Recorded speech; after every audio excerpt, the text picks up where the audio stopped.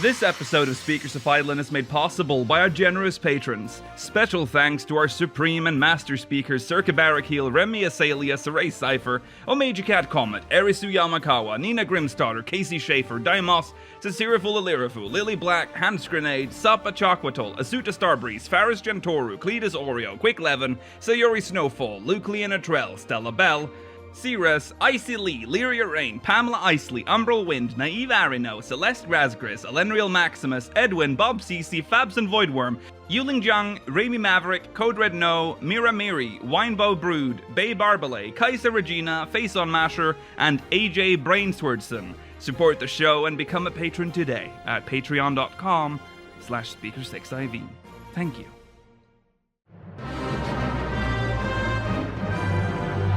This is Speakers of Eidolon.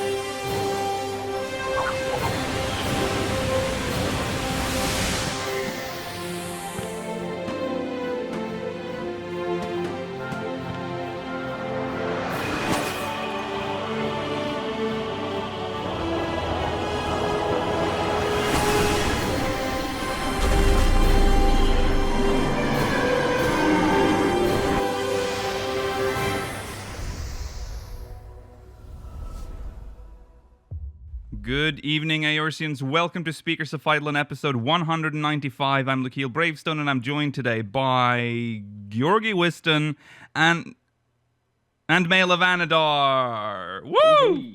We're rollerless today. That is simply because of work. So we hope he'll be back soon. He will. Welcome to episode 195. Today's main topics. We'll be reading an interview with what is her official title? Gear designer? No, costume designer. Ayumi Nama. We'll also talk about the Estinien Thirst picture. Of course, we have to. Yeah. And we will be reading your Mog mail, so make sure you catch that. Pay no mind to my background. Stay tuned for the post-show. I cannot turn it off. Stay tuned for the post-show. We'll be reading questions from the Syndicate, and I think there might be time for the tournament bracket as well. So we'll see. We'll probably continue that as well in the post-show, so make sure you catch that. In channel updates, not much from last time, but there's still the 1.0 stream next week on the 21st for Master Supremes, and Movie Night is on the 28th. Remember, if you're a patron, Supreme or Master, remember to send in suggestions. It's in the Patreon channel. You have to click on the pinned messages, and you will find the form to fill out there. Okay. This week in 14. Let's start. I'm going to start with the one that I think has done the least. Mela. Yes, you're right. Mm-hmm. What have you done, Mela? What have you done this week? I'm interested. Have I even logged in? I don't know if you have. Were you on? I might not actually have even logged into the game this week. If I have, though, I might have done a roulette. I might have done a roulette. Let's just say you did. Let's just say you did a roulette. I've done those. Mela did a roulette. Okay. Georgi? So I've done a little bit of leveling of my Gunbreaker on Ragnarok. I think only Ragnarok, though I think both characters now have Gunbreaker at the same level. Mm-hmm. And besides that, I also did the Ishgardian restoration quests on my Ragnarok character because Goblin is not there yet. But what everyone is saying is kind of true. Yeah. So for the Ishgardian restoration, there's like a main quest that takes about an hour to an hour and a half, maybe. And then once you do that, side quests actually unlock in the firmament. And that adds like another half an hour to an hour of content onto it. So that's why it ends up taking as long as people have been saying. All right. I mean, that's good. That's like content that you can get when your server completes the restoration. We will talk. we were originally going to talk about this quest line in this episode, but kind of realized that not all servers have access to this quest line yet. So we will not talk about the quest today. Yes. We will try. I think we will check again next week. We'll check the status next week, and then we'll see. Tentatively, we will talk about it next week. Anything else? I mean, that's a pretty big thing out of the ordinary that you've done. Say, do you want, what do you expect from me? No. I've done quite a lot again. I'm done with Red Mage as leveling. I've started Gunbreaker. I hate leveling from like pre-70. Like, I hate it. I hate because you can't like. I don't like it. You can't do trusts, so I can't like farm for gear, stuff like that. But that's, I mean, I only have one class to level up, so it's fine. I've also done a lot of like FC shit. I've been obsessed with subs lately. I've registered a new sub. Managed to craft all because now I can just do all the FC crafts myself. I don't need nobody. So I'm crafting. I've crafted stuff for a new sub. It's called the Share. Good choice. Yeah. So it will be the SS Share. Got a new house look for our FC. We have like the big house now. We have like the double timbered mansion walls, which came with the previous patch, I think. And I've done some decorating in the garden. So we have a bigger garden now. Because we used to have the Otter mansion. And I didn't realize just how much space that house like ate up. Because it had these like big statues, these big fat columns, all the awnings like going far out. It wasn't a very, like in retrospect, not a very nice looking house. I'm just gonna say it. After you've upgraded to the double timbered mansion walls, everything looks horrible in comparison. Okay. That's this week in 14. I guess it's time to jump into recent events. And we will start with some, I wouldn't call them exciting news, but worth mentioning. Square Enix is expecting higher fiscal year profits thanks to Final Fantasy XIV and more. They expect this thanks to 14, like I said, and more despite the 7 remake delay. How much of this are we going to talk about? I think in great detail. It's just worth mentioning that Square Enix is doing pretty well right now financially, and 14 is a big factor. Not all companies are enjoying great profits at the moment. No. So I guess that's why it's remarkable to mention. Enough to mention. That's it, I think. I think that's it. We have this whole, like, it's funny because our show notes have so much about this, but it's all really, like, dry, like, just numbers and stuff. percentages. And but yeah, it's doing quite well. Yeah. Let's talk And about... apparently they have a game called Dragon Quest Walk, which is like Pokemon Go. They do? Dragon Quest. I saw that, and I didn't quite know what it was. Yeah, that's a strong performance apparently from Dragon Quest Walk. Nice. Get out there, guys. Get out there and walk. Get those... Don't go out there. Oh, no, sorry. God, stay at home. Stay at home. Stay at home and walk. Yeah, stay at home and walk. All right, let's talk about the Mogal Treasure Trove. Did I mention, by the way, that Saturday, tomorrow, is going to be a special Sunday Fun Day? Because it's the Constitution Day for Norway. Remember? Oh, God, yeah, so there will be waffles and there will be celebrations. Just want to mention that. Okay. Anyways, moving on. Mogal Treasure Trove is back. This time we're hunting for law, and that's law as in law of the land. Rather than the other law. Yeah. It makes That more will sense when probably come in Mela like a year. and Georgi says it, because I would actually say lore and not law. Yes. In this edition of Mogal Treasure Trove, you can earn irregular tomestones of law. The prices, well, the unique price this year is a Yeah. Well, this event then.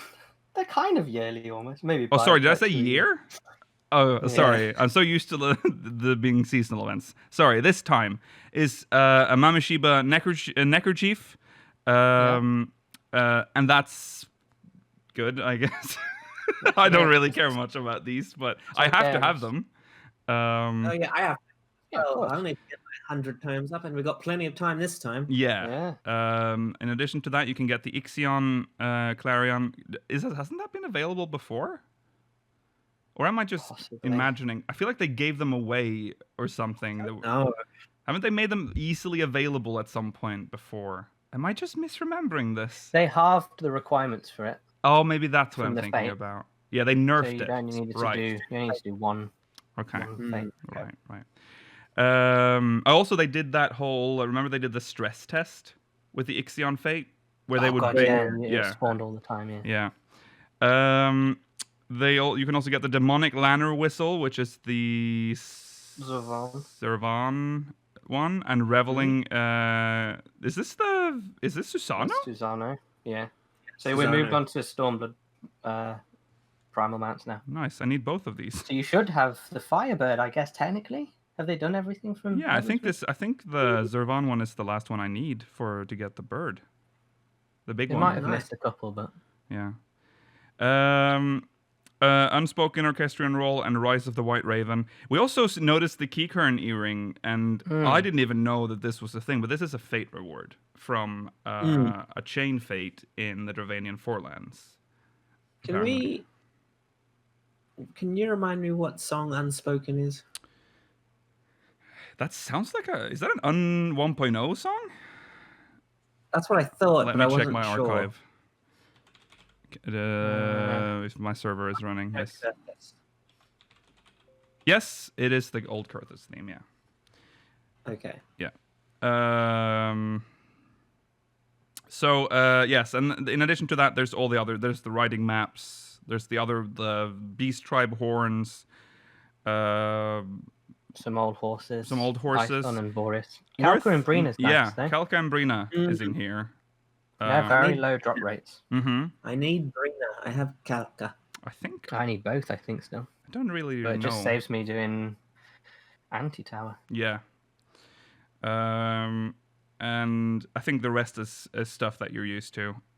Just for your information, you get 10 law from the Praetorium, 7 law from Castra Meridianum, and the Orbon Monastery. Nice. And 6 tomestones of law from the Ridorana Lighthouse, and you get 5 from Orem Vale, Hidden Gorge, and the Royal City of Rabanastre.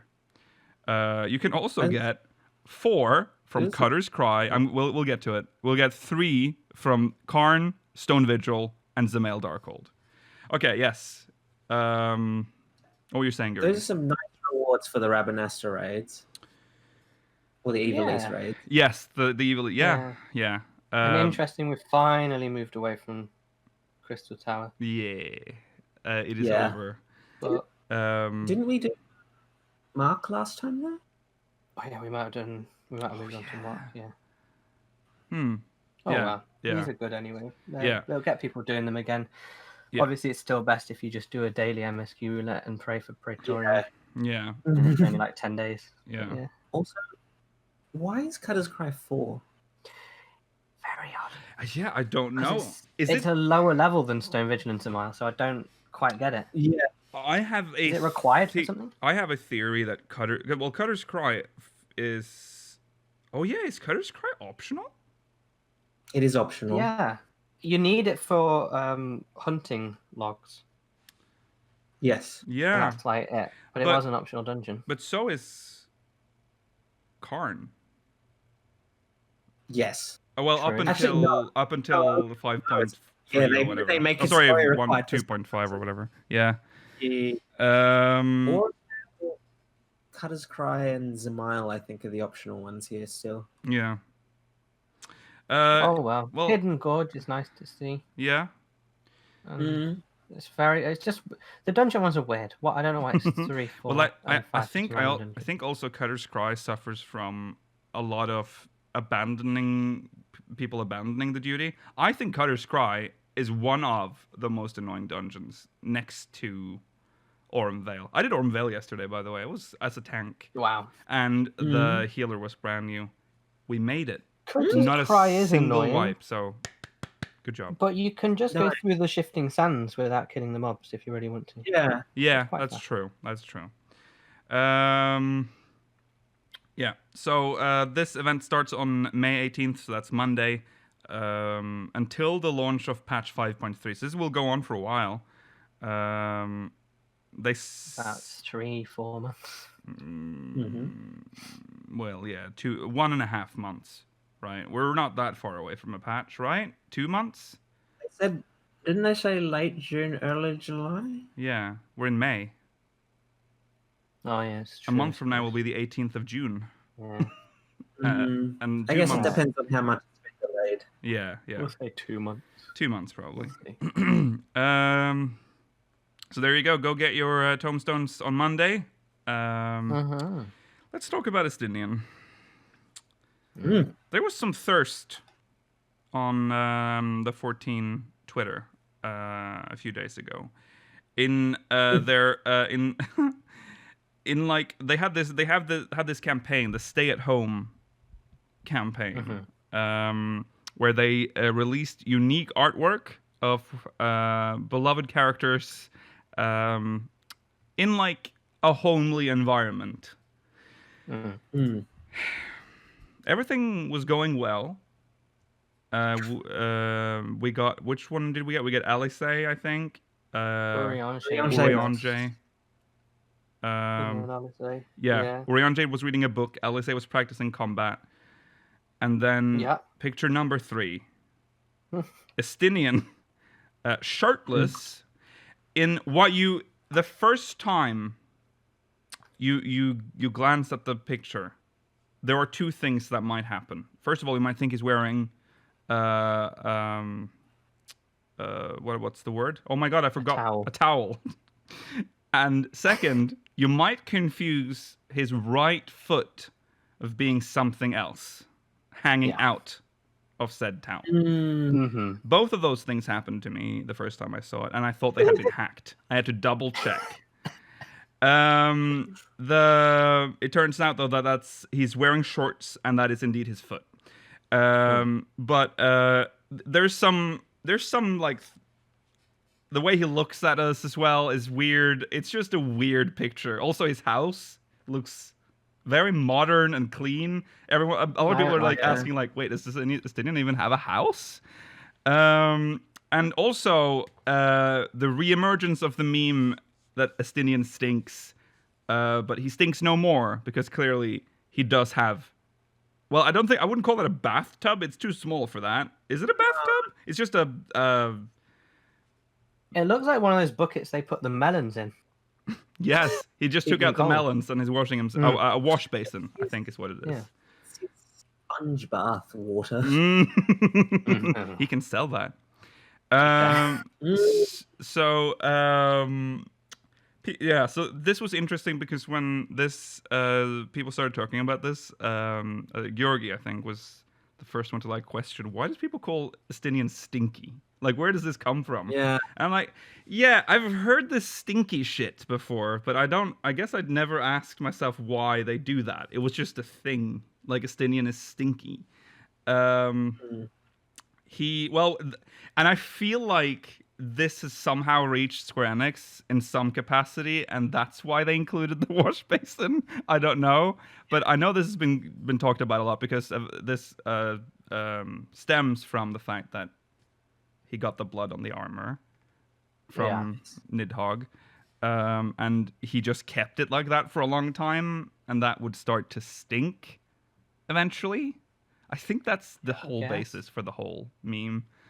But obviously, because he never changed it, I think was the problem that people had with it. Like, ew, you're walking around with that old blood still on your armor. Yeah. There you go. How do you feel about Thirsty Estinien? It's a nice picture. Yeah. I really like the Alizé one, and I like the Exarch. Let's also talk about the Exarch while okay. There's also a picture of the Exarch. All of this is available on the 14 Twitter. He's making sandwiches. But there's one. Yeah, he's making the sandwiches for our room or whatever. One important detail that a lot of people have been questioning about that picture. He's clearly making like a ham and cheese sandwich. Yeah. But then he's spreading something that looks like jam on the top piece of bread that's supposed to go on top. What is this sandwich? What is this sorcery? The most charitable explanation I've been able to think of is that he's using a knife to spread ketchup on it, but that's still very weird. I've told you, it's the dank chutney. Yeah, the dank. That's Mayla's answer. It's just some dank chutney. It's dank chutney. Delicious. Yeah. These are very cool. They're very good and cool. Oh, yeah. I wanted to talk about the other thing was how people were complaining about spoilers. Oh yeah, that's interesting. Yeah, because he's wearing the Exarch. Because his head's out, of course. Yeah. God, yeah, I didn't even think about that. I thought that actually is a really big spoiler. Yeah, but I feel like oh wow, for you to like find that post, it's not on the lodestone. It's not on anything like they're not promoting this art. It's just on their Twitter. And for you to like follow the Twitter and then understand the context of what you're looking at, I feel If you're following the 14 Twitter account, are you really not going to be up to date on the story? Mm-hmm. Yeah. Yeah, I don't know. People, I feel like the people that reacted like that screamed spoilers were people that had already done the story anyways, and they were just probably worried, I guess, for others, but I don't think they will even know about the Twitter this early on in the game. Okay, that's it for recent events, I guess. Let's jump onto the main story. This is a very rare thing to see. There's an interview with Ayumi Nama, which is the I wish they mentioned her actual title, but she designs the gear in the game. You know, she does all the good stuff. And I like her because the few times that we've seen her, she's been complaining about the engine. She's been complaining about the limitations. She's a little angry with Yoshi P because she keeps asking for more features that he can't give her. So let's jump into this. This is from Polygon. With such a wide variety of outfits to choose from in Final Fantasy XIV, designing clothes that fit in the magical world takes time.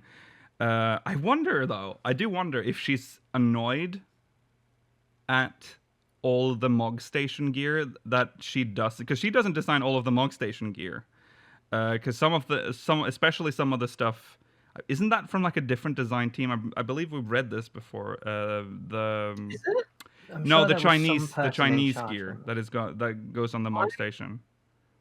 I could be mistaken about this, but my understanding was that the Chinese and Korean 14 teams commissioned these from the Japanese team. Yeah. And then they got put into the system. Yes. But Namae does not have a hand in this, right? I don't think she... I don't know. I don't know. I don't know how the structure works here.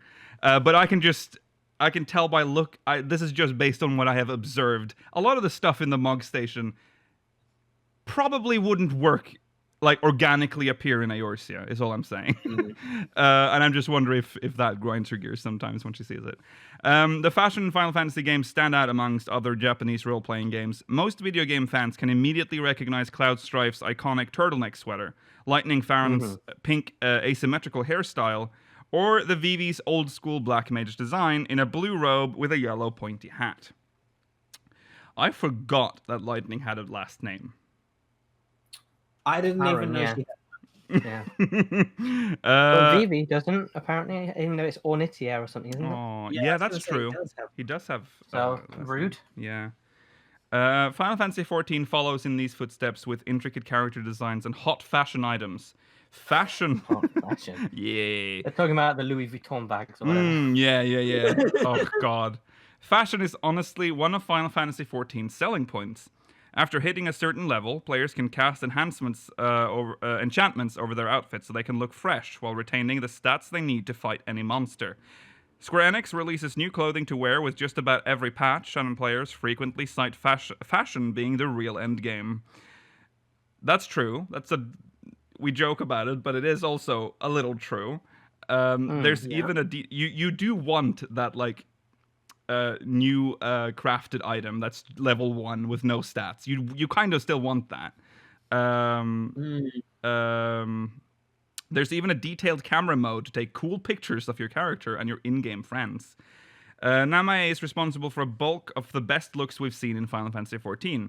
Namae has worked on important characters like Lys and Yotsuyu in the Stormblood expansion, as well as the outfits for Reen, Y'shtola, and Oriange in the Shadowbringers expansion.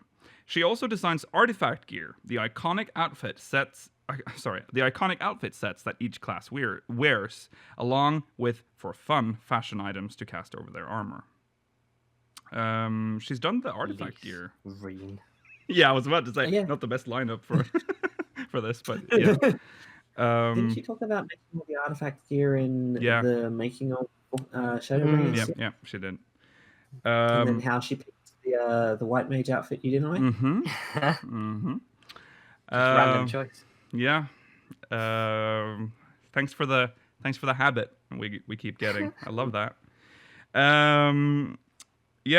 She's very good at what she does. They're all like very iconic outfits.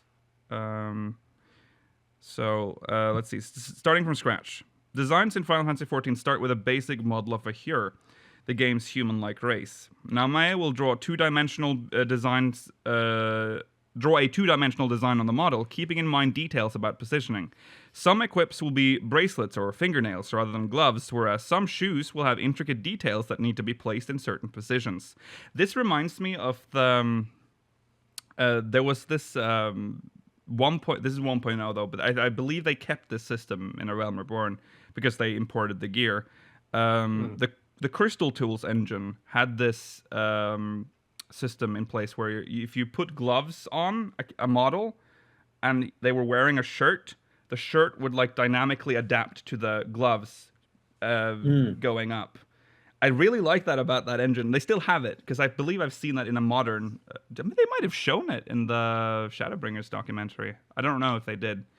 I remember that they talked about that in the 1.0 documentary, but that also became a problem in the game because now they could only make a certain. I believe they could only make a certain style of like boots. Boots could only go so high before it would break the engine because the engine couldn't like deal with shoes that went too far up because then they would bloom out. So there you go. Some more. I could talk about 1.0 again. Okay. While Namae and other designers use the humanoid race for initial designs, they still keep other player races, like the slender rabbit-eared Viera or the tiny dwarf-like Lalafels in mind. But it can be hard to design items that suit every race. A raincoat looks way better on the cutesy Lalafels, for example. In contrast, the same piece can look silly on the strong orc-like characters, Rogadin. Orc-like. Get out of here. That is rude. That is very rude to the Big ugly Rogadin. orcs. They're not orcs.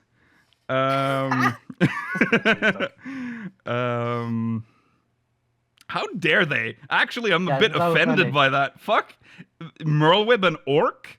What are you saying? Yeah, she's the orc high priestess. Yeah. Well, fuck. Okay. The raincoat simply looks better on the small bodies. To combat this. No, that's No, true. it That does is look true. way better on the leather. Yeah. To combat this, Square Enix creates a variety of different clothing items, so everyone can have pieces that fit whatever motif they want. If the item doesn't look great on Rogadin this time around, the designers will try to create something in the future that will balance things out. I'm sure players using a male Rogadin character will come across many items that are hard to pull off, since the Yes. tough image of a male Rogadin is more prominent than that of other races, Namae said in an email interview with Polygon. She notes that she's thankful that there are players who still overcome the challenge of pulling off every design, regardless of character race. There you go. I've never played as a Rogadin, but I can imagine certain outfits will look odd. There's a lot of the outfits that my character has worn that I cannot imagine being worn by a Rogadin. Which is... I mean... I've seen some Rogadins pull off some rather outrageous outfits out there. That's true, though. I have seen them pull... They can pull shit off. That's true.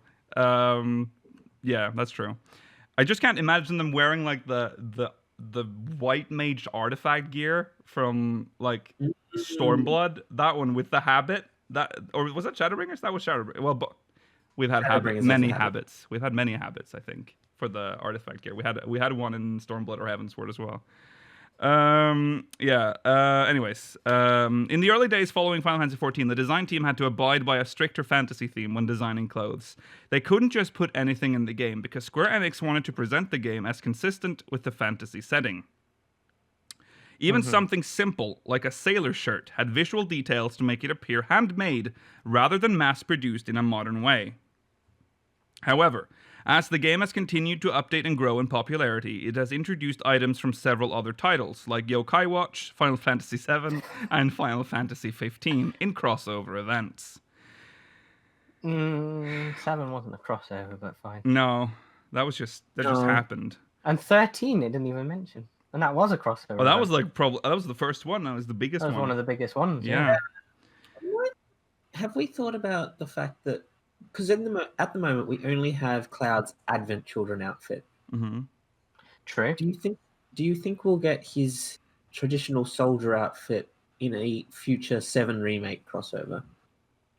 Possible. Only if it has the big like blocky fists and purple. Well, it's for the remake, so it would be weird if they did blocky, but that would be funny. I'd like that. Yeah. We'd need to get like most characters. We'd have to have a Tifa one, wouldn't we? Yeah. I mean, we got from 10. Remember, we got 10 from the FanFest. Maybe that's FanFest rewards. They've already done 7 for FanFest. That's the trouble. Oh well, they didn't they? With they did the 3 minions and the Fenrir. They could do it again. Fenris, whatever it's called. Well, They could do it again. Yeah. What's them? Yeah. They're running out of popular Final Fantasy games to take from, so they might have to start repeating. For Firion. Oh no, he's already in the game. Oh, yeah, he is. Yeah. Okay. For Barrett. Oh, Barrett. That's still 7. Also, that's 7. Yeah. Okay. This one's I like this. The addition of the Whisper a Go Yokai Watch Mount, which is a goofy-looking, glowing cartoon ghost, ruined the game's visual consistency the second it was added. I agree, 100%. Absolutely agree. I hate it with a passion. That was the day the game went downhill. Yeah. They've only been going more out there ever since. Yeah. Well, yeah, that's true. This one though is so bad, and this is like the first and proper like jarring out of place thing in the game. Yeah. Like this should not exist here. Even though they've tried to make it look like it was made here. Like if you look at the dashboard, it kind of looks like some Eorzean like Ironworks kind of tech. But yeah. The thing I like about it is that it's small, which means it feels really fast. Yeah. In 2018, Cloud's motorcycle introduced automotive technology, which hadn't existed in Final Fantasy World before. Implied though, I feel like automotive. I mean, we had train. Well, trains don't count, I guess. Like cars didn't exist in 14 prior to that, or Garlemald's always had that massive train. yeah, and Yeah, but that's isn't there a difference between a locomotive and an automotive? Yeah, it is. Aspect. Automotive is a car. So, or a vehicle, like personal. I don't know. What is the difference? Kind of. Oh, and I guess it's the technology behind the motion. Yeah. Yeah. Engineer. Yeah. So Yeah. I apologize, I can't answer that. These crossover events allow the team to break free from the game's original style and add more modern flair. Nama uses the newly added Craftsman's Apron as an example of how the team has been able to be more experimental. Quote, the Craftsman's Apron design was born from an idea from a member of the art team who thought it would be fun to be able to pretend to be a cafe clerk in a player in-game house. Nama explains. This idea was later adopted and implemented into the game. The apron looks quite realistic and is based off the design of a very modern apron, but we added a cute Chocobo icon to give it that Final Fantasy touch. But can you not, when you dye it, doesn't it just disappear? Oh, I don't know. I feel like I've I seen see. people without it. Maybe? Is it I still like there? I guess it's still there. Is it? Okay, I guess it's still there. The newest additions to the game's library of outfits... Oh, sorry, that was the end of that segment. Yeah, the apron. The apron. Well, it doesn't look that out of place. No. That could No. definitely be in the Eorzea. We have been getting more and more modern outfits, which I think they're about to talk about. Mm-hmm. Yeah. But I don't know. Some of them are kind of like they are a bit too far, but Yeah. we've already gone too far beforehand. It doesn't matter anymore. Yeah. I gave up. Like, Yeah. I focus on the story and I make sure when I'm in cutscene, I look as appropriate as possible. Yeah. Anyone else can do whatever the hell they want. Also, I think that's a good thing is that they, for the most part in the MSQ, they stick to the traditional Eorzean like designs of clothing. There have been, there have been some cutscenes where they're wearing like I still don't know how I feel about the sunglasses. No, that was weird. Yeah, like the ones with the. I don't think that would exist in 14 Was she a Vieira? or Eorzea. Yeah, she was a Yeah. Vieira. I didn't like But- that either. Mm. What's his name? What's Sid's rival called? Nero? Nero. I couldn't remember. Nero's always worn sunglasses. Yeah, but his His sunglasses is different. though. look like they His were look made in very Eorzea. Like the ones that with that Vieira in that one quest line, Oh, it's so annoying. they look like they were bought off eBay. Like it's very Yeah. like The plastic. they're cheap plastic. Yeah. Yeah. And in sunglasses. game, like the only Vieira we'd seen at that point is Fran, and Yeah. now suddenly Ironworks have employed one. Mm-hmm. Well, Where'd I that mean, I come feel from? like that's just they have to do that now. That like player races have been guess, new yeah. races have been added. They're just slowly putting them in. But yeah, I that didn't is like it weird at as all. well. I don't like but adding new races to a game is hard, and this is I one of the guess, reasons yeah. why I don't really like it. The newest additions to the game's library of outfits have definitely modernized the look of Final Fantasy XIV. The punk rebel coat and casual summer indigo shirt are two recent additions that look like clothes that people would wear right now in the real world, but they also have a Final Fantasy vibe. Yeah? I guess so. They've also included can- pictures of it, which are they're very nice, but I don't think these are. I That's mean, not the the cashmere and well, this the is the cashmere and the sailor outfit and the red mage Sailor, thing. I like the rebel coat, but it does very much look like something you could purchase at a Uniqlo. Yeah. yeah. Yeah. It's not the most Final Fantasy. No.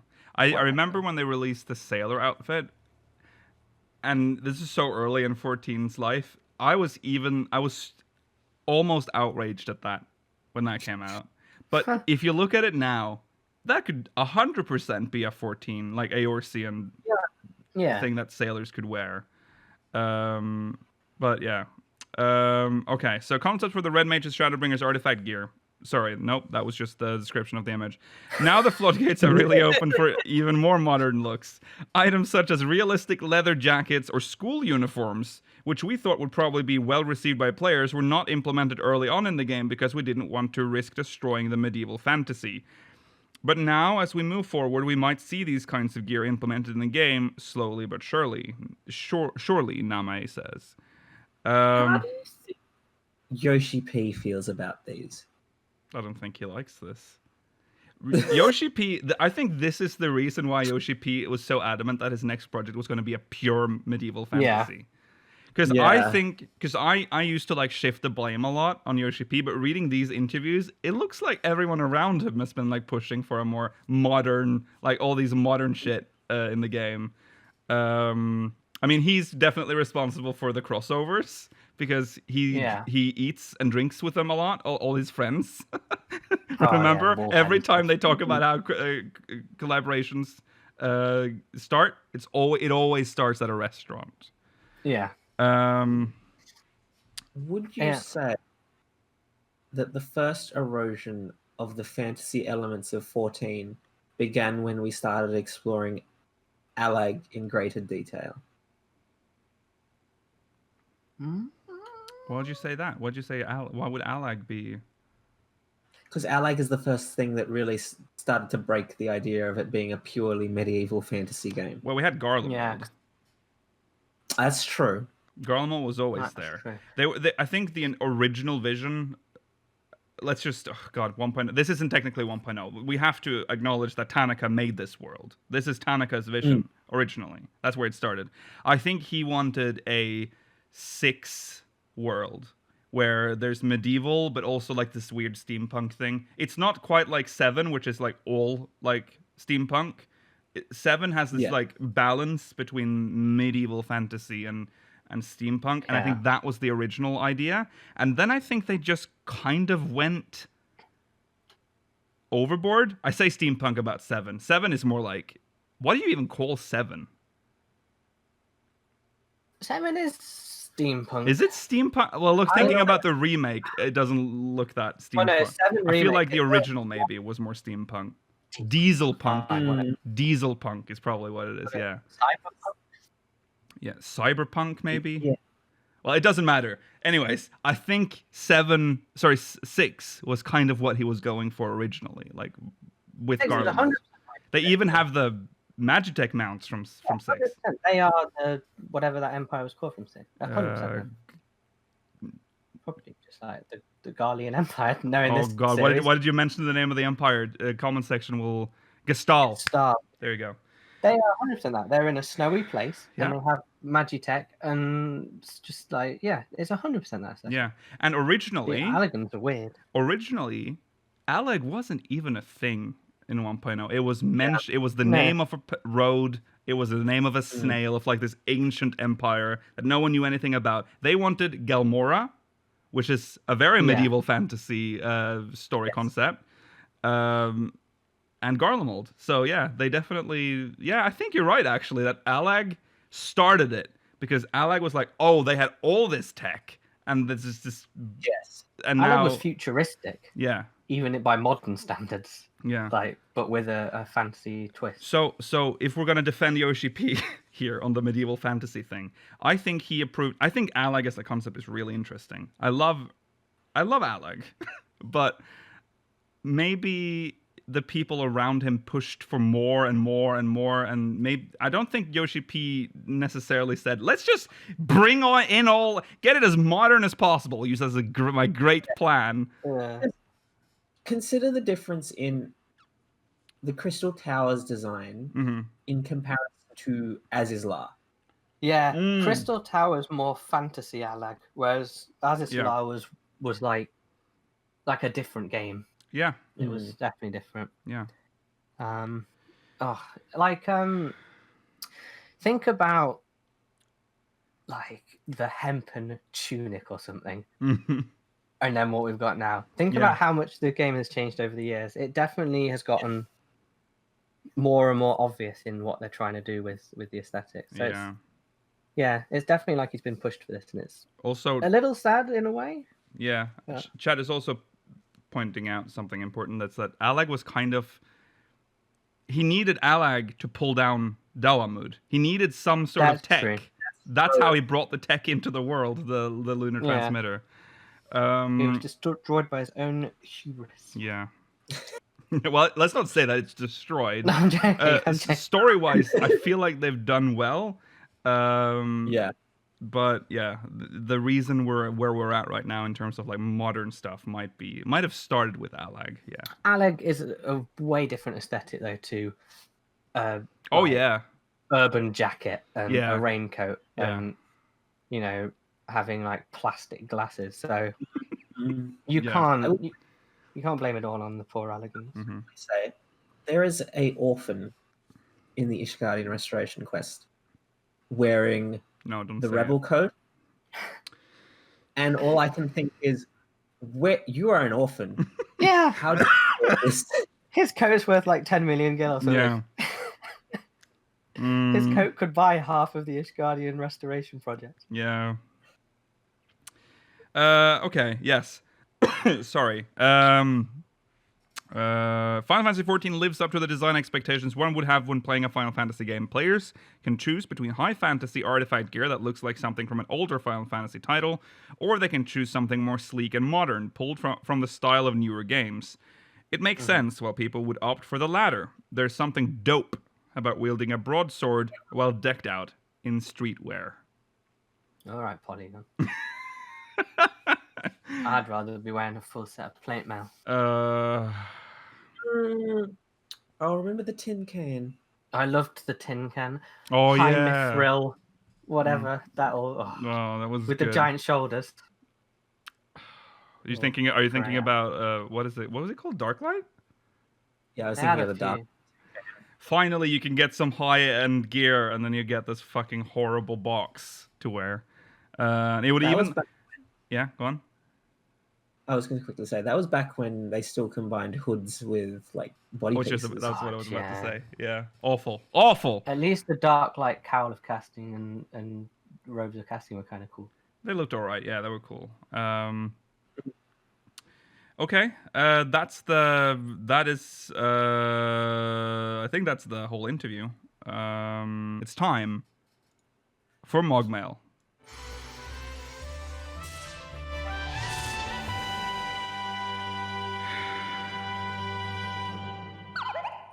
Here is one from Meatrix Talkabot from Twintania. Hey, speakers. When Lukiel talked about his walk through Eorzea, I came to think of something that I wanted the 14 team to add a while back. And when you travel in Eorzea, you more or less only teleport from one place to another. You'll lose the scope of Eorzea really fast once you've played through a zone once. I wanted to connect all the Chocobo porters so you could travel long distances in one go and be a lot cheaper than teleports, of course. If you want to Chocobo porter from Gridania to Mordona, for example, you have to go Gridania, Falgard Float, Camp Dragonhead, Mordona. What a ride it would be to travel by Chocobo porter from the Dravanian hinterlands to the locks in Jesus. one long ride. Eorzea is a beautiful place, after all. And about Lord of Arminion, you said to make it like Pokemon. Well, maybe something close to it? Let each player pick their own mini light party of 4 minions and have the 2 parties battle it out. Maybe it wouldn't take too much time and resources since the minions already have stats, etc. Stay safe. Thank you, Meatrix. Let's talk about I guess we'll discuss the first part. Well, yeah, let's talk about the first part first. Linked Chocobo porters. How does that Jeez. sound? I quickly say Yeah? I love Chocobo porters. Yeah. I love them. I never use them, but I do love them. I use them frequently. I think they are a highly underrated aspect of the game. Mm. They allow me to move between zones at a cheaper price while also going to go to the kitchen to get food. And Yeah, you I get that one Chocobo theme that's exclusive for Chocobo porters, That's true. Yes, which is that is also true. which I believe is the 1.0 Chocobo theme that you would hear when you were mounted. They changed it for A Realm Reborn, I believe. Question mark?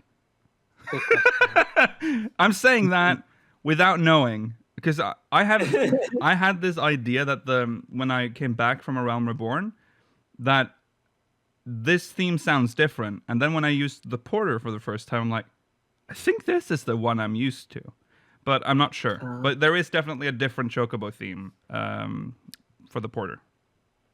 And I also appreciate that I can look around the zone without having to like That's true. hold down Yeah. W to keep moving forward. Yeah. Right. It is pretty chill. Yeah. I should use them more, but I don't. But if they link them all, that would be much more like a normal MMO, like Flight Path. Or something. I just But want their menu, what menu? their menu for it would be awful because it's just a list, isn't it? Yeah, it is. You can't have a list of every Chocobo portrait in the whole game. No. So they'd need to change how you choose your location to travel before they did that. Yeah. But I agree, it'd be worth it. Yeah. Could they make something similar to a teleport menu for it when you click on the Chocobo? That would be cool. Yeah. I prefer if they stole from WoW or something and just had a map of the world and you clicked on and it would show the route it's going to take. Yeah, that would be nice, but Spaghetti. considering how the maps work in this game and how the game works, that sounds difficult. I was passed by a porter yesterday. I think that's the first time in a very long. I was doing the Gunbreaker job quest, and I was just in Lenosha, and someone was just passing me there. It's that one thing we've got in the overworld that makes it feel like the world is alive. Do you know what I mean? Because I've talked about this. We don't have airships and we don't have anything else. Yeah. We have Chocobo porters, so that are real people on a scheduled. It's not scheduled on a public service. Predetermined. Yes. Yeah. It's like a bus route. It is. Yeah. Yeah. I mean, I would love if we could have. This is my dream, of course, is to have because we know lore-wise. We have Chocobo carriages that travel from city to city. Mm-hmm. I would love if they could put that in so that they would travel the roads and they would stop at certain locations so you could jump on in as it's moving. Yeah. This isn't a pipe dream. A lot of games have this feature and I don't. Loads of games. It's sounding a lot like airships, ferries. Yeah. And airships, yeah. But it's the same. But that's what a porter is, kind of. But it's on demand. Yeah. But you saw what they did. Oh, I saw what they did. Oh, I've seen what they've done. They shoot that dream down every time. But that would have been interesting. I just want more of that. If you're on the taxi though, and there's 4 people on the taxi, one of them, God forfend, is on PlayStation 3 still. And you go First through of all, a zone. impossible, but okay, yes. Yeah, but let's say it's in the old days. They go through a zone. You and the 2 other people are already halfway to Mordona. They're still loading in. Where do they zone into? Well, I'm assuming the game would time out at some point if it's going that slowly. Are difficult to code though in this game. But I don't think they have to. Everywhere. I don't think they have to care about the PS3 players anymore, Mela. So I don't know why this is brought in. But let's say not everyone's loading on an You could SSD. you could say someone with a bad hard drive. That would be more realistic, I guess. Yeah, I don't know how they would solve that, but that's just they would have to figure it out. They do that in dungeons, though. I mean, I have. Since the PS3 left, I don't think I've ever experienced having to wait for a very long time for someone to come through a zone divider in a dungeon. No, that's true. But I don't think that should be the main issue. Load times? I don't think that's a big problem anymore. This game is very well optimized. That they're having to their character would be on this moving object, and they would have to load in. And if it's already got through but you know how they would solve that. The server would remember that you're sitting there. So eventually when you load in, you'll just phase into the carriage. It'll be like a dungeon. That's true. Yeah, I guess. Yeah. But yeah, that would be nice. But yeah, you're bringing up a good point though, because the zone dividers kind of ruin that illusion a little between when you travel between the zones. You're like, oh, loading screen, and then you have to wait for everyone to pop back into the carriage. With something like that, it needs to just not have load zone dividers. Yeah, that was the dream with ferries. Yeah, to a certain extent. Yeah. In the next one. That's a good point. You already phase in on 2 to 4 seater mounts. Yeah. Oh, do you? Okay, there you go. Yeah. That's true. So they could do it then. Yeah. Yeah. I just want more of this in general. But I guess that's now we've changed the topic. Like we want more interactive, like more scheduled shit. But yeah, linked Chocobo porters. Yeah, sure. You'll always get a yes from me when it comes to stuff like this.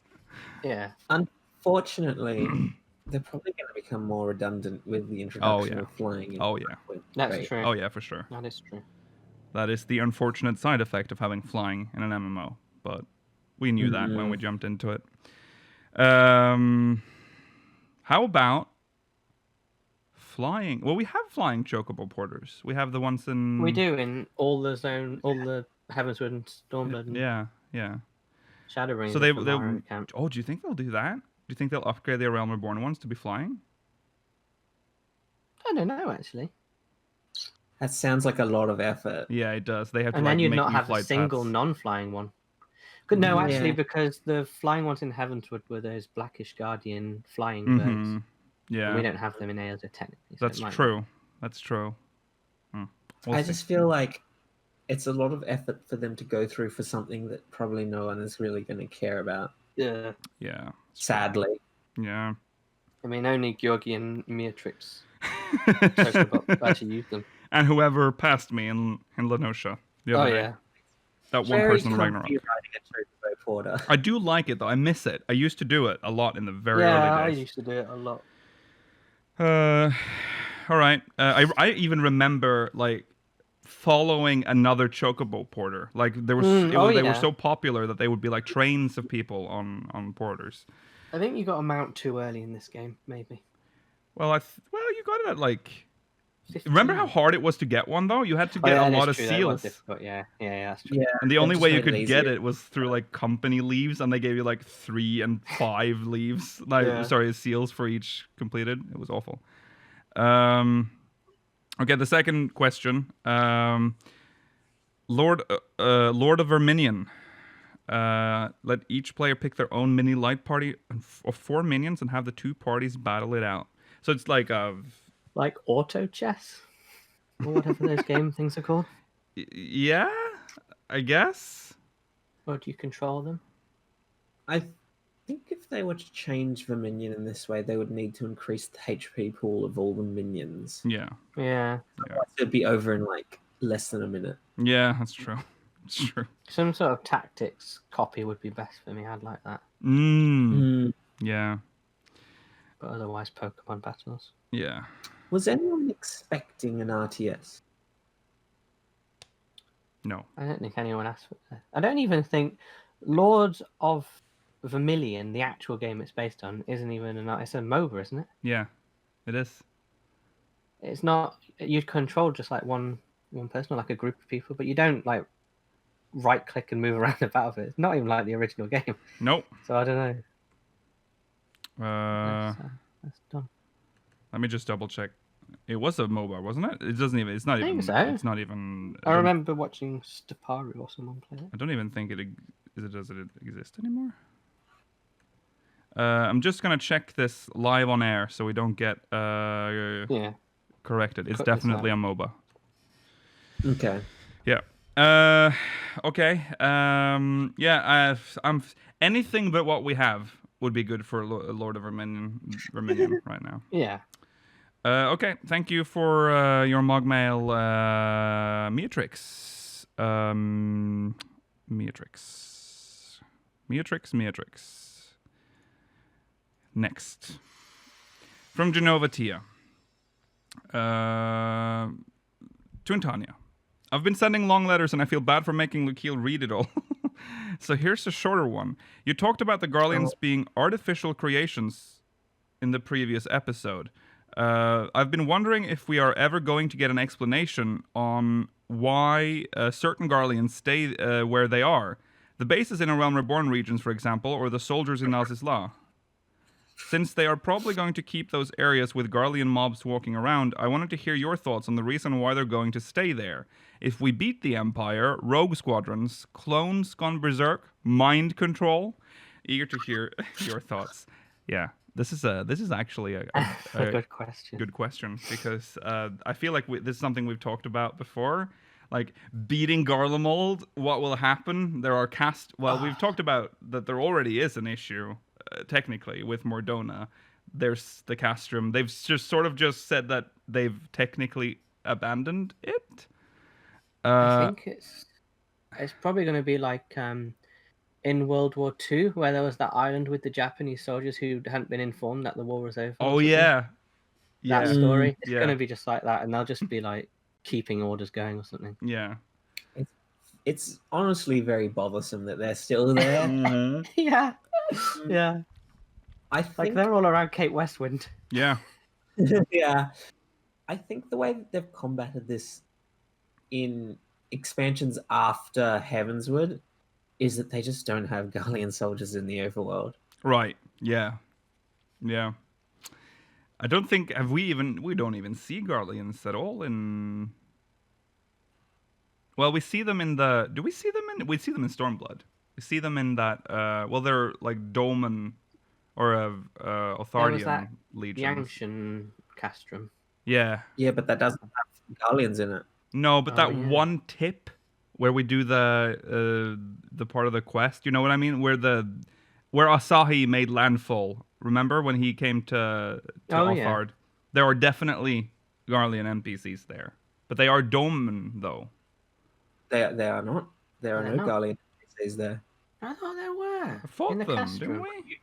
What you may be thinking of the Lupin NPC, bandit NPCs. Is that what you're thinking of? I don't know what I'm thinking of. I'm thinking about. I guess the only time was when we did the quest. I think I'm thinking about the instance. You can tell that I never go to Althard for fun. I go there when I have to. Yeah, no, they only appear in instances in that area. There are no Garleans there that are just there. Oh, okay, I see. Well, there you go. Well, they have to, considering like Mordona is fucked.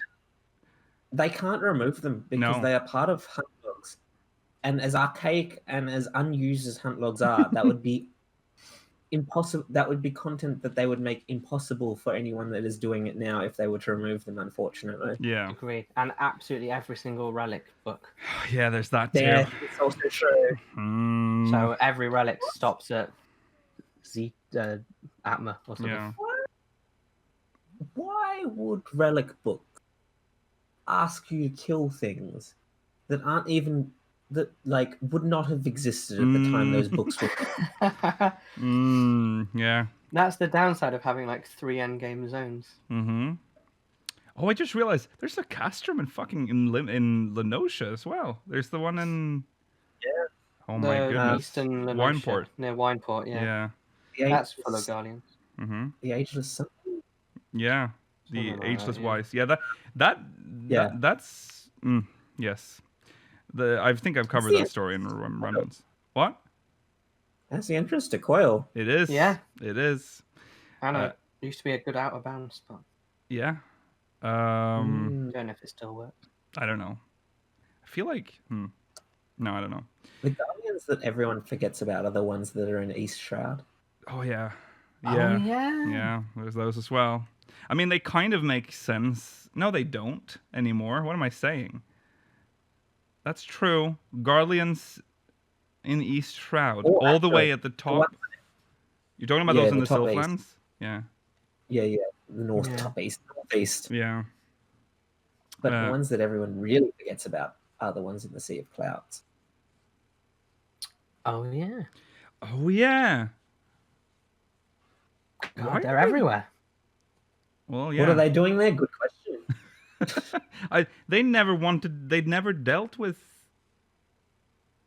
Ishgard. Wasn't that where you got the key to Azizlar, though? Yeah. Oh, yeah, that's true. It was tied to the story, so they had to put that in there, yeah. Yeah. But still, that is weird. Very odd. All very odd. There are bizarre locations that you can still find Garleans in this game, and it is quite bothersome. Yeah. And I don't know, as satisfying as some of these answers might be, I don't know if we'll ever get the closest I think to a real explanation we'll ever get is rogue squadrons. Yeah. Or what Mela said about the soldiers that are just not told the war is so fun. Yeah. It'll definitely be something. Yeah, I reckon once we've liberated it, they'll just be like, lol, there are still some rogue pockets of Garleans who are Mm. still hostile. Garleans are even tied to Totorak. Think about That's that true. one. True. It's That's just- early game, I suppose. Yeah, but still, you're gonna. That's really weird. They used to also be tied to Orm Vale, Samael Darkhold. Oh yeah. They don't. I don't think they are anymore in A Realm Reborn. I think they retconned it, but maybe they referenced that they used to be there. I can't remember, but they were definitely there originally. Yeah. Do you want to go and talk about the idea that the Garleans might not be real people? Yes, I wanted. I was hoping that they would. Yeah. Let's talk about that. Let's talk about that, which is just a tiny point in this Mogmail, but it's a point that we wanted to discuss a lot when we started talking about it at the end of last week's episode when we had no time. But it is really interesting because we were talking about Garleans and how they don't exist on the first, and then we started like questioning like what are Garleans really?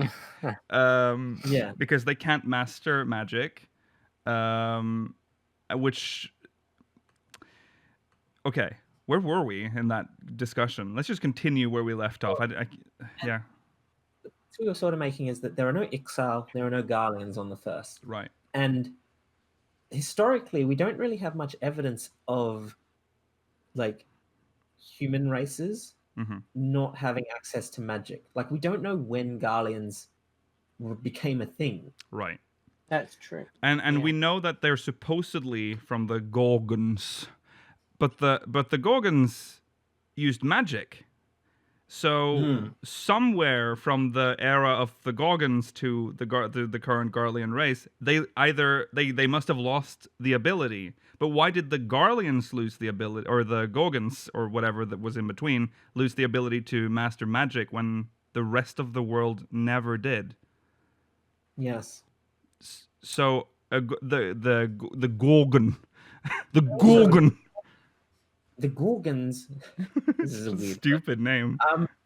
It is very strange. Gorgons did not have a third eye, as far as we know. Mm-hmm. When did they evolve that? It's that too, yeah. Why did they change so much? Yeah. Gorg is a city of machines.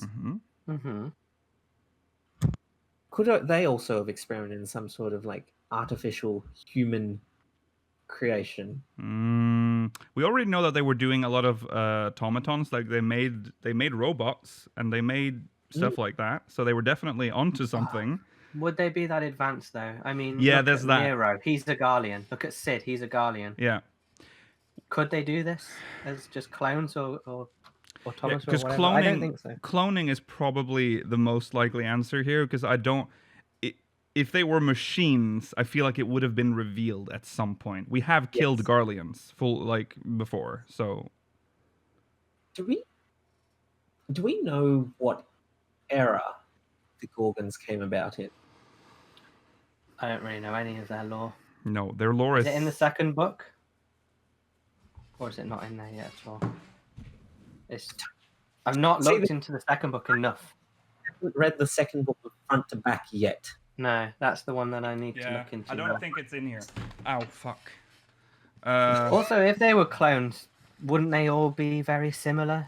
There's like every Garlean that's like a major character all seem to look different. Yeah. They seem, as far as the game's concerned, they seem to be real people, like real living things. So it's. But could they have been like a constructed race, if that's possible? You know what But I mean? what? Like the Gogans, maybe the Gogans were. Do we know how they ended? How did the Gogans end? The key will be in how the Gogans ended. Yeah. Like what was the end of their story? I was also going to. Now, there is a fish in Aziz's La that it makes a very silly joke that it is implied that Lalafels evolved from this fish. Oh yeah. It would not be, if this is not just a joke, it would not be the first instance of Allagans creating a race. And What race is the Fisherman's Guild's leader?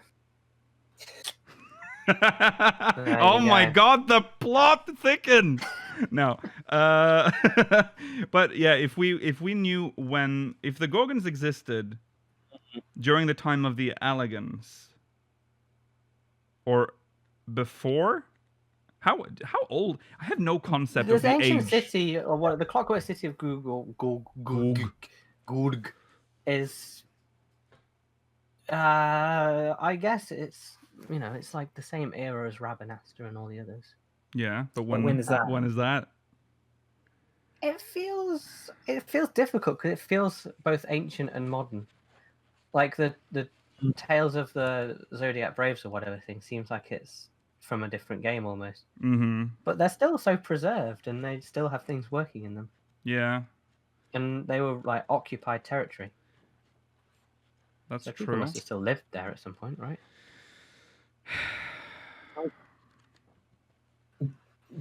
Do we think the Gorgons are pre or post Allagan? Because I would just say post by default. I don't see how they are. Allagan Yeah, are because Gorg very was early. third astral, so that is a long time Yes. ago. So it must have been after. There's a lot of questions about like what happens after each umbral calamity, because we say that Allagan or Allag was destroyed, but what does that mean? Because people clearly survived and lived on. So did some break off and become Gorgons. Gorgons? Gorgons. I'm assuming that's what happened, right? Maybe they carried some of the knowledge from Allag into Gorg, and that's how they became so technologically advanced. And maybe they clone. See, this is very complicated. There's also like annoying because we don't know the time. If we had known the actual like timeline of when Gorg like appeared for the first time and when Allag ended, also knowing how Gorg ended, because they might have like just been cloning themselves, and then the clones would be able to reproduce, I guess, and then there you have it. Yeah, well, if you make say you make two clones, Mela, of a man and a woman, they have a child. Right. That is a child of a clone, which would make it like a brand new like. Yeah, as long as the two clones have separate like. Yeah, but clone like DNA. 5,000 people, and then have them reproduce. I guess Then There you you have go. started a small race. Although at this point in time, there's going to be a lot of intermingling. But Yeah, well, yeah, that's true. if there's like only 5,000, I can't remember what the minimum number of people you need to have like I don't remember. successful genetic diversity. But I mean, we know that like empires and civilizations in 14 once or in 14, when they get their minds, like when they've decided to do something, they do it on a pretty grand scale. So it's not impossible for the Gorgons to like clone every single person, like as like a last resort before they die. Why would the clone? Yeah. But then that raises the question: would they coexist with their own clones? What would happen to the clones that would save them, but not their creators? Think about this. They created the clones as like a failsafe that were designed to activate once some sort of calamitous event occurs, at which point they would be like brought to existence by whatever mechanism they're inside. That is possible. Consider all the like people worshipping Sophia that they just had sleeping and like providing her with the ether necessary to exist. True. yeah. It wouldn't be the Allagan's ability to store that many people. Are there any like half Garleans or? Yes. Arenvold. Arenvold is Of one. course, yeah. Yeah. So And they can breed outside of their race. Mm-hmm. So they must have something going for them. But why have they gained a stupid forehead We nipple don't- and lost magic? Doesn't make sense. I would assume the child of an Garlean woman and an Eorzean man would not be able to use magic. possibly, but it's worth finding out. Yeah, there's a lot of. Because that could be interesting. They could either be like slightly okay at magic, and slightly okay at having a nipple, or Why have Garleans not done more of that? What? breeding. Like interbreeding in an attempt to create magical Garleans. Well, because they've constructed this stupid image for themselves. Because apparently, Only later down the line, though. that's true. That's true. Well, they At were some point, shunned. must have... Remember? Oh, that's true. Yeah, they probably won't. The Eorzeans didn't want to talk to them. No, that's true. And I just remembered something that I can't remember where this is. It might be in the law book, but they mentioned that like interbreeding between races in general is looked down upon in Eorzea. Yeah. True. That's why. Important. Arnwold can use ether, and he has the echo as well. So, and he's half Garlean. So Yes. It's very. It's interesting. Yes. Yeah. So just so we know, just so we're clear here, the reason we're talking about this is because Garleans are not present on the first, and neither are Ixals. So because Ixals were created by the Allagans, and we have there were no Allagans on the first, but all our other races are except for Garleans. So if going by the same logic, there are no Ixals on the first because Ixals were made by a Hydaelinian civilization. Then maybe Garleans are too because there are no Garlean equivalent races on the first. There is also, of course, the very easy blanket explanation that there was a Garlean race, but it was it disappeared in the flood. They were all killed in the flood. But that is possible as well. That is very convenient. Like everyone but that one survived. It doesn't make much sense. And I guess as well, like the Ixali are intelligent enough and they can communicate. Yeah. And they can all be individuals, whatever. So why couldn't the Guardians be the same and have just been created? So yeah. Yeah. The Ixal are actually quite smart, even though they speak funny. They are very like. They can build they built the fucking airship. I mean, it wasn't. I mean, we know what happened to they reached their goal, didn't they? No, they didn't. No. Many ships. Yeah, I'm talking about the one from the Beast Tribe quest that isn't that the one we later find in that dungeon? I can't remember the name of. Fractal Heart. Fractal Heart. Isn't that what it's supposed to be? Oh, okay. I thought it was supposed to be like the one. It's not. No. It's not the one. At the end of that quest line, well, to quickly explain. Yeah, you have to explain. A random exile from the Akatal 9, I believe, borrows the airship to try and find their I can't remember the name of it, but their mythical land in the sky. Yeah. And he stumbles upon Azizlar, think this might be it, and then he gets inside the fractal continuum and he starts finding all the information that starts suggesting that Ixal are artificial construction, and that Azizlar, as they perceived it, is a what evolved into their perception of this mythical place in the sky. And then when he comes back to tell the foreman of the Akatal 9, he essentially tries to tell him this, and then the foreman says, I don't believe you, or not necessarily I don't believe you, but more, it doesn't matter if this is true, because what matters to us now is what we believe, what we have come to believe, and what we believe we can do from now on. Yeah. I think one of the saddest things in there is that there's one version of the Ixal that has wings. Yeah, which is what all they want is to fly, and to know that the Allagans basically removed their wings is like they had a version. They're like, how about we put some wings on them? Nah, let's make some without the wings, and those are the ones that hang around today. Yeah, that was sad. What?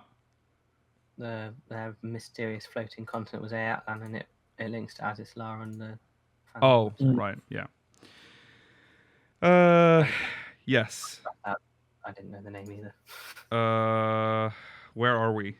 Where are we in this now? Garleans. Well, what are they?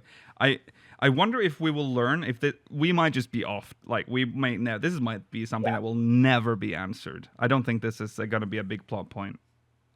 Why not? Or maybe. Really? I don't know.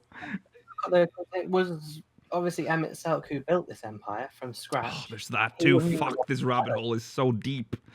Yeah. If anyone said, lol, I made them. I made the Allagan Empire and had a hand in that. I made them create this race of people so I could mold them up to become this empire and this blah blah blah.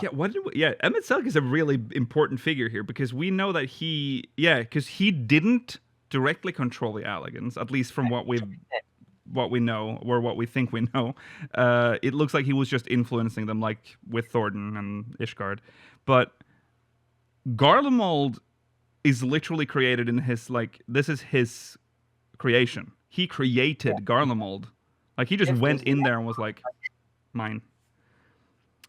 He's the leader of Garlemald. Yeah. I don't know what that means.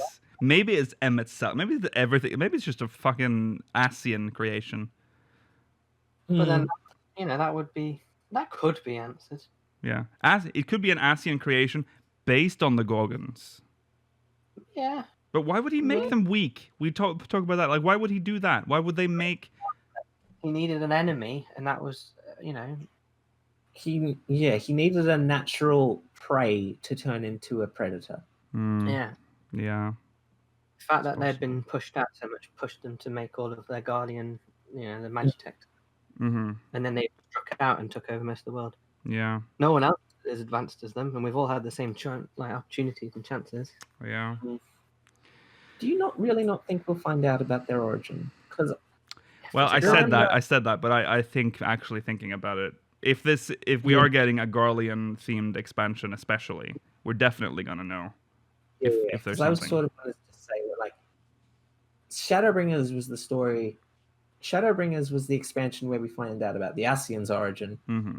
I feel as if the next expansion, 6.0, will be how we find out about the Garlean origin.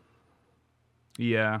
Because we know all we really know about the Garlean Empire is that it just one day went from a republic to an empire because of the emperor just deciding that we need a better goal. We need to take over the world, which is kind of like what Zande did. So it fuels the fire that Emmett Selk looked at what the Allagans did, probably took some notes, noticed what went wrong, and then he went back, made Garlemald, did all the stuff that the Allagans did right, and then didn't do all the stuff that they did wrong.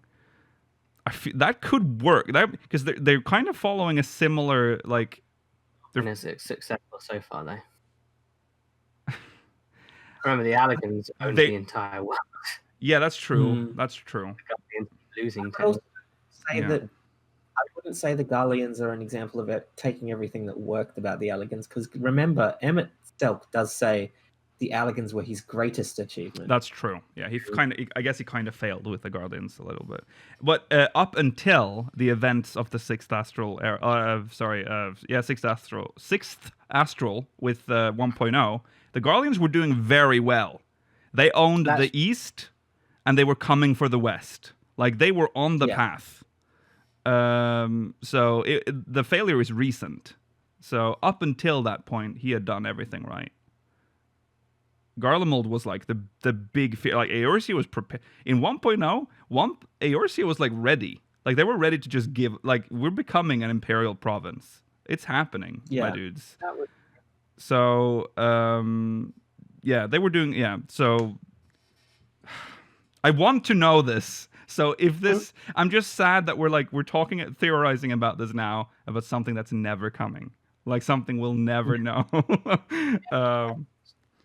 But yeah, that's maybe when we get maybe we'll get like a dump on Asian law in the next law book or something, and it will go into what they've done in their past.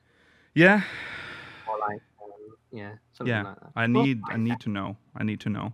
And I feel like it would be a great plot point if it is indeed true that the Garleans are a created race, like created by Emet-Selch, because that could be a good way to like bring down the Empire when they realize that we're just like we're the most literal like pawn in someone else's plan that's possible. So we need to make our own path, and that's how they become a democracy, a republic again. Oh, democracy.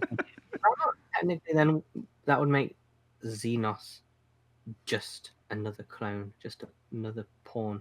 Yeah. But how is he so high? How is he so good at what he does? And why does he now have an artificial echo? There's that. Well, he needs to have an artificial echo because he can't have one. He's a Garlean. So that's what the Garleans have invented. I don't understand why they made it though. They want because the Eorzeans have it. Like some Eorzeans have it. Therefore, they must know what this. They must have it too. Have a headache and look at someone's past. Well, that's just our echo. All echoes are different. Remember, like echoes. That nice lady from the Relic Quest can like see the future or whatever. Yeah. Nice lady from the Relic. Makoto, something. Yeah. Makoto. Yeah. And then Kryle's one, I don't actually know what hers does. It shows. It's allowed to feel others' emotions, isn't it? Yeah. No. That's useful. I mean, you can look at them. No, she's using it like. Remember in that story with Estinien, she's like threatening because she like pretends that she has. She can see the past, but I think she also senses emotions. Yeah. There you go. Yes. Okay. Well, anyways, we went. Sorry, Genova, but we went on a bit of an additional journey there. But thank you for your Mogmail. Can we fit one more? Yes. Why not? Quick one. Oh, it's long. Oh, I'm gonna. Okay, here we go. Melee Algren. Hyperion. Dear speakers, it's been a long while since I sent a Mogmail. Only 1% of my motivation for sending one now is to hear Luki read my name in the super Norwegian way. I hope I did it correctly. And this is actually a two-parter, so please forgive the length. Uh-oh. The first part is for Luki and the rest of you all. Luki, what was it like picking your own theme song? I'm sure many people have often wondered what it would be like to have their own theme. Did you have something you were looking for in particular when you went looking for a theme for yourself? This is an interesting question. But and for the rest of the speakers, do you have a song that you would think of as being your theme song in a way? If not, what would you look for in your theme song, and what song that's already out there would you choose?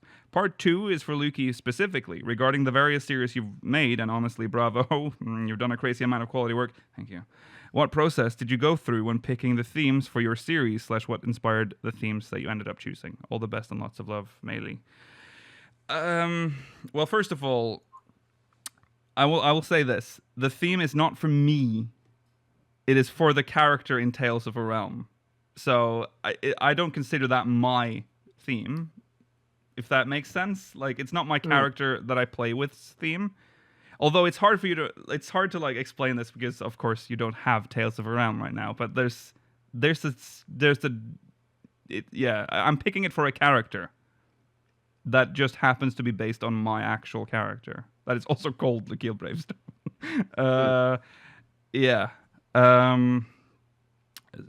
So when I was looking for that theme, I was looking for a theme that would fit with what was then expected to be the.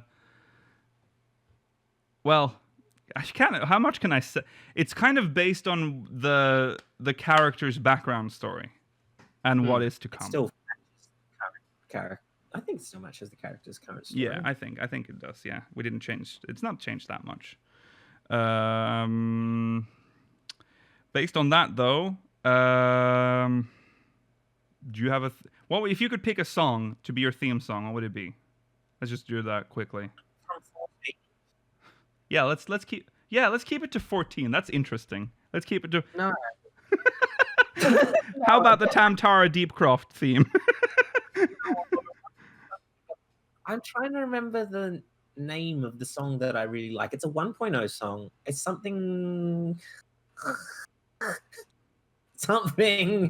The first time it plays in A Realm Reborn is the time that you are sitting on the cliffs of the floating city of Nim talking to Alizé with Gabu there as well. But I can't remember off the top of my head what the name of that song is. Very specific. I know I have it clipped for a billionaire episode. Oh, But yeah. Okay. Well, that's how I'll find. That's how I'll find it. I'll find that clip, and then I'll know. is it Oh, is it the song for that the Level U theme? No, it's not Canticle. I hate Canticle. Oh, okay. I'll say that much. You hate it? Wow. It's really annoying. Reminds It's me not of very Louis fun, Suave. and you hear it a lot. I'm sorry that the Makes me sad. I don't have. I do not have the connection to Louis Suave that you have. Okay, Mela, while he's figuring out. My theme song, Yeah? Eye of the Tiger There you go. Perfect. by Survivor. All right. Oh, okay. Yes, I just found it as well. Fragments of Forever is the name of the song. Perfect. Okay. Fragments of Forever. Part 2 for Lukey specifically regarding the various series. Sorry. How I pick themes. Well, the same thing as for picking for characters. What is the vibe of the show I'm making? What is it about? And how can I make you feel the way I want you to feel before the episode begins? I guess that's how I do it. I saw some asking. Yeah, go on. You go first. I saw someone asking in chat during the wait thing about where the music comes from. I have answered this before, but I will answer it again. Some of it is licensed music, horrendously expensive, and and some of it is from a music library that I get from the MCN that the channel is part of, which is Curse, but it's not Curse's library.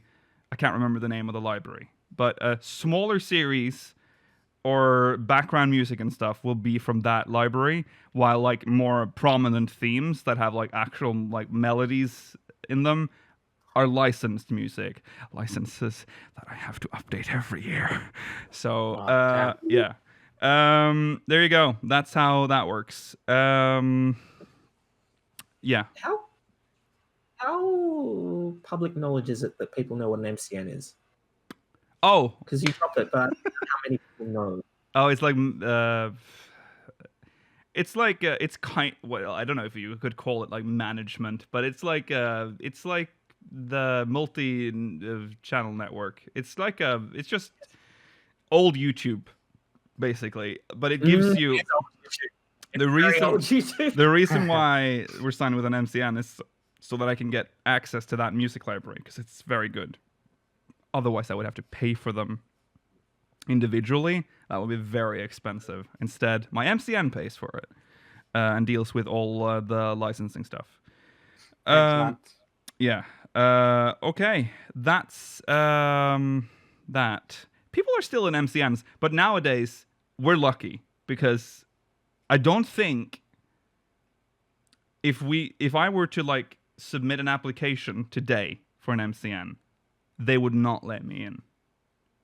The channel is not big enough. MCNs are for really, really big channels now. Like they're like very professional, big things. But I got in just at the tail end when they were like, "Oh, we need to close the gates, guys." I'm like, got in there. Okay, well, that is the end of the main show. Thanks for watching, everyone. If you're watching live, stay tuned because post-show is coming up. And we will be doing post-show things. So we'll see you there. Follow Twitter at SpeakersXIV, twitch.tv/SpeakersXIV, and youtube.com/SpeakersXIV ! Discord in chat if you're watching live and want to join our Discord server. If you're watching on demand, link is in the description. Send us mogmail for next week, speakersxiv.com/mogmail. See you in the post-show. Goodbye! Goodbye.